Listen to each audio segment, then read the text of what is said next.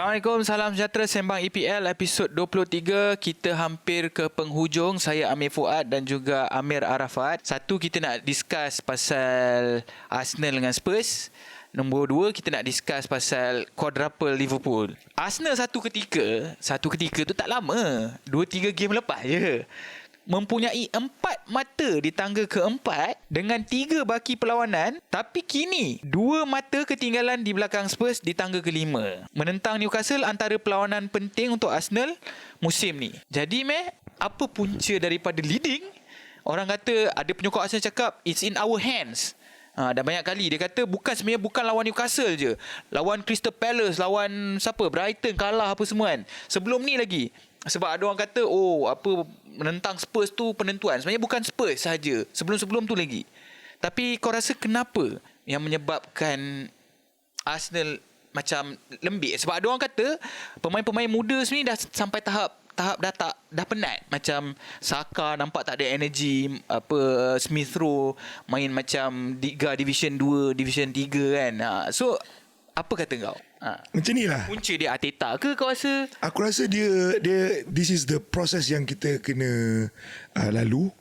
Whatever it is, a team macam Arsenal ni, dia ada expectation yang tinggi.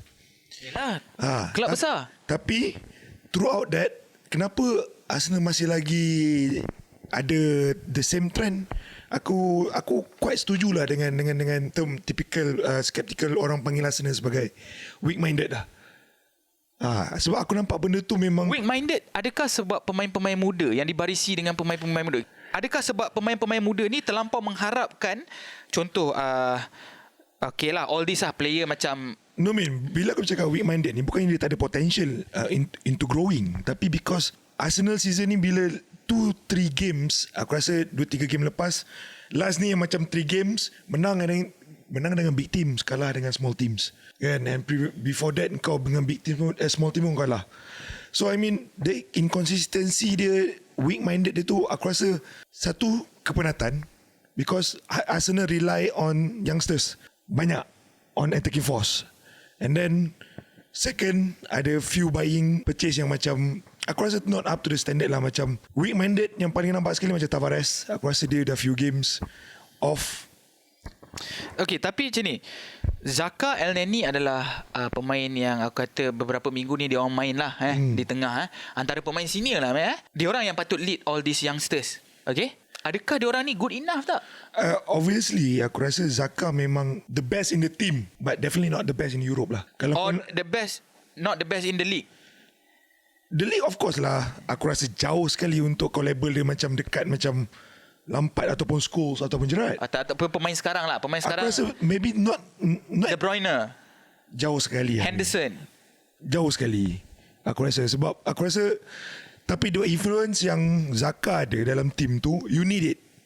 That's the best. But good enough tak untuk Arsenal? Aku rasa at this current moment memang tak good enough lah. Tapi kalau kau nak tengok pun, ada few games Xhaka okay, dia nampak teruk bila team tu kalah, tapi bila dia menang kau tak nampak dia langsung, because he's doing the job.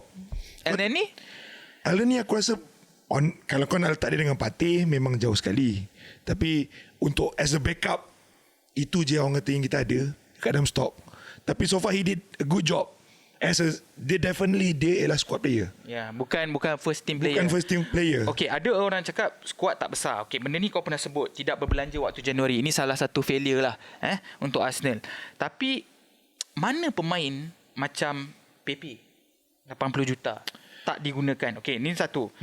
Lokonga tak ready. Itu pun satu lagi pemain muda lah. Guendouzi, Torreira tak sebulu dengan Arteta yang dipinjamkan. Lepaskan pemain tapi tak ganti. Partey pula injured. Adakah benda ni sebenarnya bukan salah Arteta? Aku rasa nak kata salah Arteta sebulu ke tak, aku rasa this is how it is dengan Arsenal. Itu culture yang Arsenal ada sekarang. Because aku rasa Arteta ada bawa banyak culture, ada bawa banyak perubahan in tactical wise, in man management, yang boleh nampak improve. Arsenal ada direction tu berbanding dengan Emery dulu.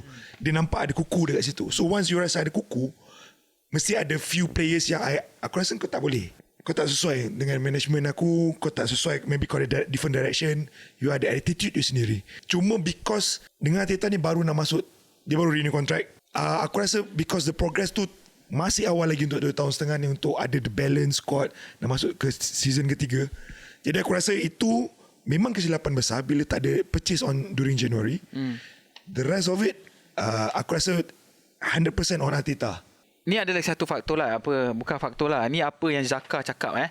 Dia bercakap mengenai mentaliti pemain. Banyak pemain tak bersedia. Adakah faktor pengalaman pemain muda? Balik rumah dia tu. Adakah Zaka sendiri? Okey, tapi ini persoalan daripada Carragher dengan Gary Neville. Dia cakap adakah Zaka sendiri berikan contoh yang terbaik atas padang? Sebab Gary Neville dan Carragher ada question benda ni. Track record Zaka pun tak adalah baik sangat dengan Arsenal. Sebelum ni pun dia ada masalah. Dia punca kepada masalah untuk pasukan Arsenal. Apa pandangan kau? Aku rasa because dia bercakap kat sini, dia sebagai not leader lah. Leader tu satu, tapi entertainment dia kat situ sebagai dia paling senior in the squad. Dia ada experience dia sendiri. Maybe dia memang tak bagus mana pun, tapi aku rasa on that particular night lepas lawan Newcastle, yang boleh berikan komen macam tu, sebab aku rasa aku pun tak tahu apa jadi dengan Arsenal malam tu. Mungkin kau boleh criticize Zaka macam-macam, tapi dia tetap walaupun tak berikan yang terbaik, tapi ada games yang dia being very professional lah. Tak pernah ada, aku rasa dia tak ada masalah isu disiplin yang lain. Okey. Melainkan dia tak cukup bagus di atas padang. Okey, kita beralih pula kepada penyokong Arsenal yang terbahagi kepada dua. Aku ada baca lah. Mazhab lain pula terbahagi mazhab Arteta, mazhab bukan Arteta. Contohnya lah, ada satu side mengatakan habislah lawan Newcastle ni, tak qualify Champions League this season. Arsenal ni small mentality club. Memang nak going forward dah habis. Dia orang tak percayakan Arteta lagi sebab Arteta dah extend kontrak. Bagi dia Arteta tak cukup pengalaman. Bagi penyokong ni side ni tak cukup pengalaman, tak belajar dari kesilapan, main taktik yang sama. And kenapa dia diberi masa lagi? Kenapa? Lepas tu dia orang bagi contoh kenapa Emery tak diberi masa sebanyak Arteta. Okay, ini satu side penyokong yang memang negatif gila, memang bengang, marah, dah rasa pasukan ni dah memang habis. Ada satu side penyokong Arsenal pula yang lebih positif, yang mengatakan sebenarnya kita tak target pun Champions League. Dengan skuad yang ada ni sebenarnya nombor 5 ialah paling realistik. And dia kata Arteta is the right man sebab Arteta kena cuci tai apa yang Emery dah buat dengan skuad. Ada beberapa pemain yang tak sesuai, yang kena buang, yang kena tukar sistem. Macam Emery. Itulah Emery dipersalahkan maksudnya. Padahal Emery kejap juga. Emery setahun setengah kan. Itulah kau salahkan kau punya former manager kan. Tapi dia lebih positif. Dia rasa macam Arteta ni walaupun dia salahkan Emery, tapi dia rasa Arteta ni bawa progres yang baik. Dengan skuad yang ada, muda-muda ni semua ada future. Inilah prosesnya.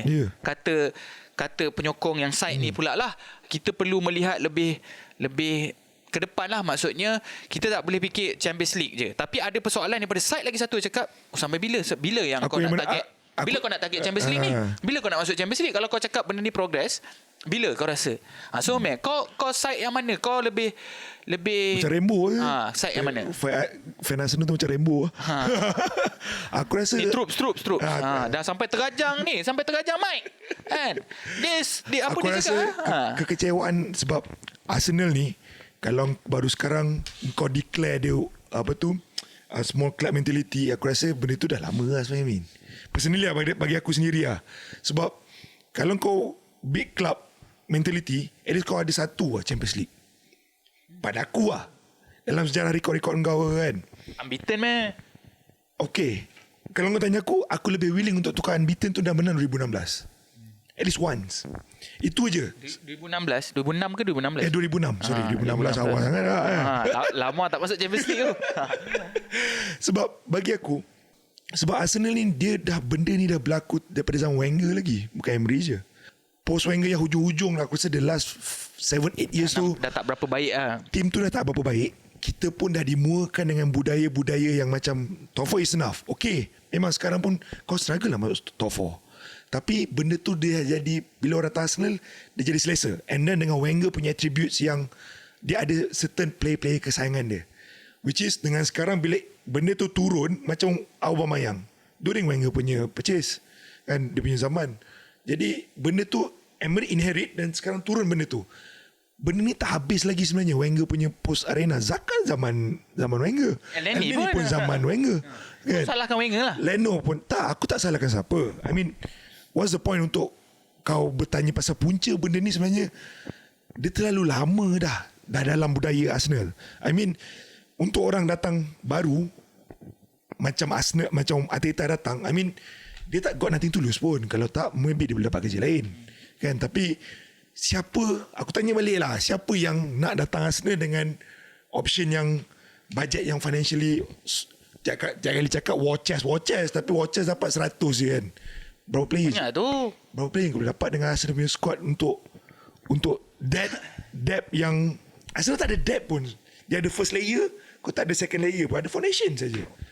Jadi untuk last, tapi memang mengecewakan. Aku rasa this is the, aku faham perasaan troops ke yang kat luar sana yang Troops ni dulu pernah AFC bersama lah. AFTV dulu. AFTV. Aku faham lah kenapa, sebab diorang ni kekecewaan ni Dah lama sebenarnya. lama dan season ni Yelah, bukan baru je lah. kata memang in our hand lah, tapi slip. So itu ada certain salah lah bila last kali bila lawan Newcastle, Bruno Gomes tak yang score sebiji kan. Arsenal memang link throughout, aku rasa daripada summer dia lalu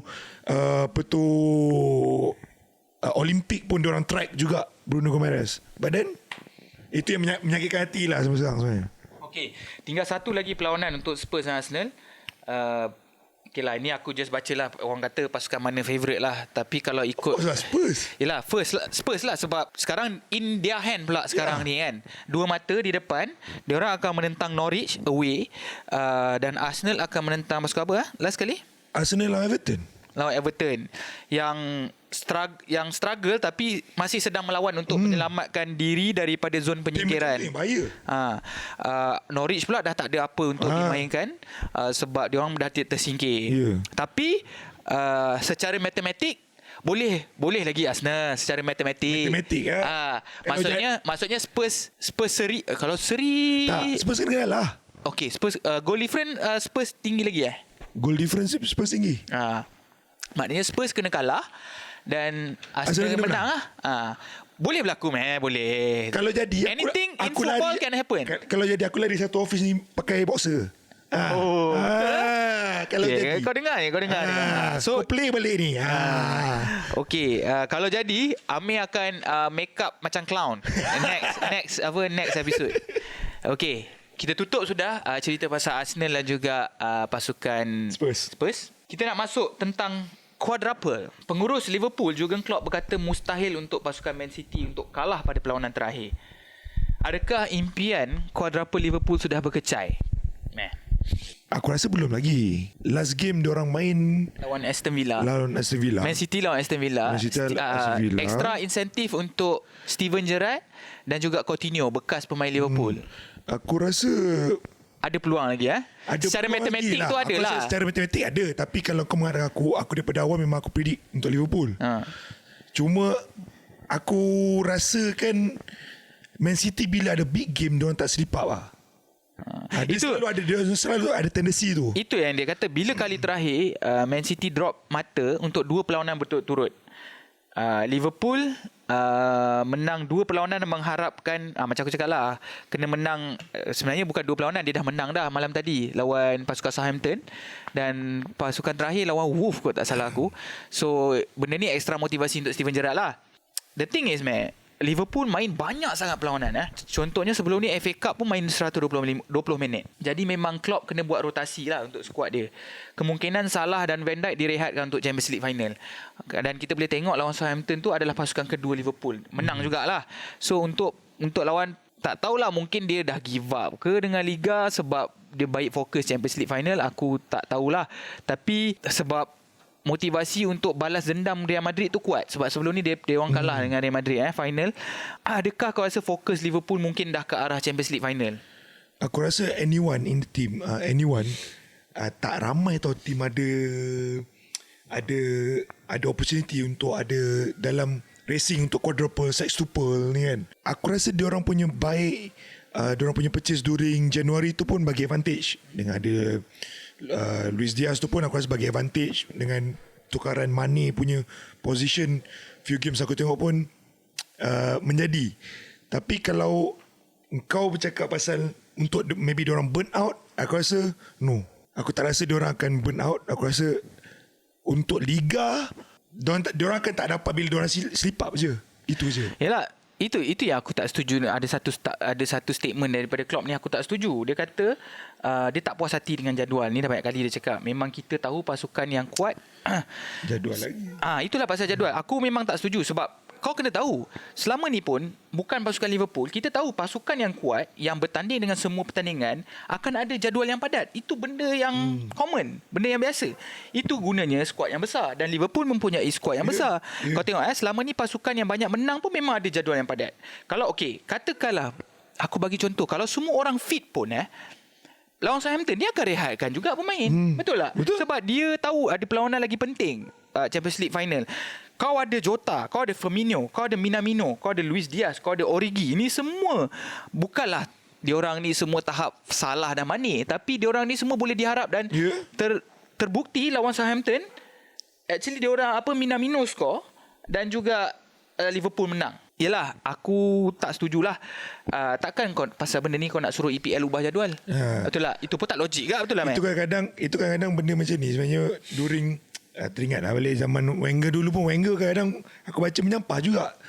Dia komplain pasal jadual. Tapi jadual dah memang macam tu tiap tahun kan. So maybe certain foreign manager diorang kan selalu during winter tu, during Christmas, Boxing Day tu, diorang komplain especially on that lah. Yalah, the thing is sebagai penyokong kalau aku nak tengok jadual Liverpool padat kan, dengan penyokong Liverpool, mungkin penyokong Liverpool ada komplain apa kan, aku rather be in that position. Adakah kau nak duduk dekat position aku, penyokong Manchester United yang tak ada game, yang tak ada compete apa-apa? Aku rather ada jadual yang padat sebab aku tahu aku compete dengan pasukan-pasukan yang terbaik dan semua pertandingan aku masuk. Tak, kau busy sebab kau tengah unbeaten running. Yes. And Jadi also bagi aku, player-player ni, ataupun aku tak tahulah Jurgen Klopp, aku faham rehat tu penting, tapi diorang ni macam mesin tau. Kau bagi diorang rehat seminggu, kadang-kadang nanti diorang tak boleh continue benda yang sama. Tapi bila kau main 3-4 hari, maksudnya benda ni kau ada momentum yang sedap tau. So aku rather ada that kind of momentum. 3 hari 4 hari main, 3 hari 4 hari main, sebab kau tahu Liverpool punya pasukan ni susah nak dikalahkan. Ataupun statement Jurgen Klopp ni lebih kepada macam psikologi keluar ke. Tak tahulah. Aku dengar cerita dia orang kata tiba-tiba Klopp macam emosi. Ada macam jurnalis tanya something macam pasal something lah, aku tak ingat. Lepas tu tiba-tiba dia emosi sampai ke situ. Dia bercakap pasal jadual, ni lah apalah ni semua kan. So bagi aku tak setuju lah kan. Bagi aku, kalau tak, buat apa kau nak rehat lama-lama, nanti momentum tu lari. Okay, itu sebagai contoh. Macam aku cakap, advantage Man City sebab kuasa di tangan mereka dan skuad mereka akan lebih fresh lah. Tapi lebih fresh tak bermakna engkau tak sangkut. Lawan West Ham hari tu pun ketinggalan 2-0 kan. So Man City itulah, untuk kalau kita tengok pun tak ada pemain pertahanan. Diaz, Stones, Walker semua cedera. Fernandinho terpaksa main pertahanan tengah. Tapi Liverpool ni memang mesin lah. Susah nak tengok dia orang kalah. Aku rasa Liverpool takkan kalah perlawanan terakhir. Ini bergantung kepada Man City lah. Dengar cerita Liverpool kena menang 6-0 ke, lepas tu Man City kena menang 8-0, 10-0, diorang main playoff. Something like that lah. Lepas tu dia orang baru kena main playoff. Tak tahulah, tapi itu tak mungkin aku. Itu kalau jadi rasuah tu. So satu je lah aku nak cakap, kalau Liverpool buat quadruple, penyokong MU kena tanam. Bukan masuk gua, tanam dalam gua. Bukan setakat dia kena tanam. Masuk gua tu, kunci tu tak jumpa nak keluar. Betul, sokong Liverpool. So, tapi bukan penyokong MU je kena tanam, penyokong lain pun kena tahan juga. Tapi penyokong MU memang paling teruk lah kena. Tapi penyokong Chelsea, penyokong Arsenal confirm akan kena juga kan. Penyokong Man City tak wujud lah kat Malaysia ni lah kan. So, aku rasa itu saja perbincangan kita. Aku rasa kedua-dua perlawanan ataupun pengakhiran untuk EPL ni penentuan. Memang ada advantage. Man City dengan Spurs ada advantage. Secara matematik boleh jadi benda lain lagi lah kan. Kita boleh cakap dramatik lah kan. Dia macam tadi aku nak tambah, terlupa. Macam Spurs tahun 2007 ke 8 ke, macam tu Amin. Ada satu tu, diorang last game diorang, most of the players semua kena sakit perut tu. Mungkin kalau sakit perut Alias jadi macam tu lah. Sakit perut. Sebab orang aku kata lari lah sini pakai boxer. Sebab ada orang kata Spurs ni selalu botol. Selalu botol. Faham tak maksud selalu botol tu? Tapi tak tahulah under contain ni mungkin berbeza kan. So kita akan jumpa lagi di mungkin episod terakhir ataupun episod second last ke. Kita nak bercerita tentang pengakhiran award show apa semua. InsyaAllah, terima kasih. Assalamualaikum. Terima kasih.